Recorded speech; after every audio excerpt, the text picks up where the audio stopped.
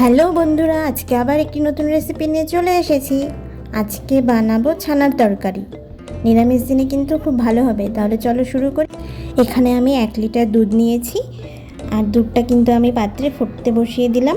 এবার আমি ফিটকিরি দিয়ে দুধটাকে ফাটিয়ে ছানা তৈরি করে নিচ্ছি। দেখো, এখানে কিন্তু আমার ছানা রেডি হয়ে গেছে। তারপর ছানাটা হয়ে যাওয়ার পরে আমি একটা মার্কিন কাপড়ে ছানাটাকে ভালো মতো ছেঁকে নেব। এবার কড়াইতে সর্ষের তেল দিয়ে আমি দিয়ে দিলাম ঘি, আর এখানে দিচ্ছি গোটা গরম মশলা, দিয়েছি কাজু বাদাম আর কিশমিশ, আমি ভেজে নিচ্ছি। এরই মধ্যে আমি দিলাম টমেটো পিউরি, হলুদ গুঁড়ো, আর এখানে দেব আমি নুন।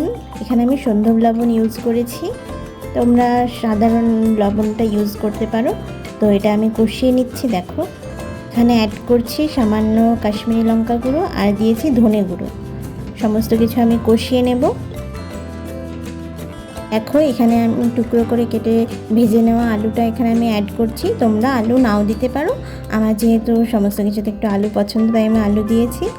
তারপরে দেখো, আলুটা একসাথে কষিয়ে নেওয়ার পরে এখানে আমি 2টো কাঁচা লঙ্কা দিয়েছি। তোমরা যে যেমন পরিমাণ ঝাল খাও দিতে পারো। এখানে আমি ছানাটা অ্যাড করে দিলাম।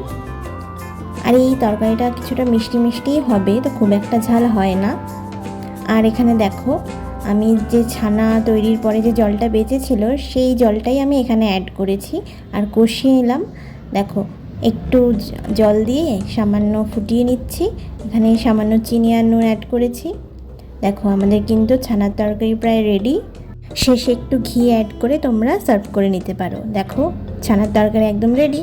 তাহলে তোমরা কিন্তু এই রেসিপিটি অবশ্যই বাড়িতে তৈরি করো, আর ভালো লাগলে অবশ্যই সবার সাথে শেয়ার করো।